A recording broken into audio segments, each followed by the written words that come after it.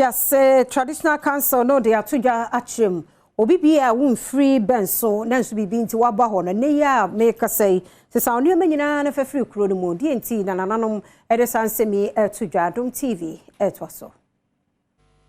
Wassa Mine traditional council ayensemtwefo enhyemu na wode atuja se obi bia wo ye hoho ewo benso emfiri honum esanse galamsefo bi ekokoto hye Golden Star Wassa Mine adwumayeko no adwumayefo so a osese enema pia nananom empeneso ba hima wo Wassa Mine traditional area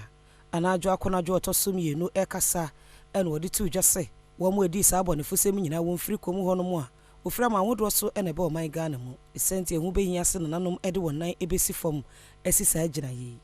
abana agihan nsem tum a owen nsem so ma ya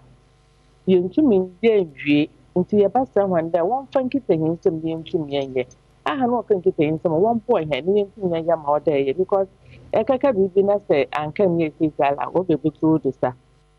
enwachi ahemfo ne mpanimfo bi nso ene Adom Kasee etwetwe enkomo na wo kire ohaw bi a galamsefo anamawa wotu ye ede bre won kro no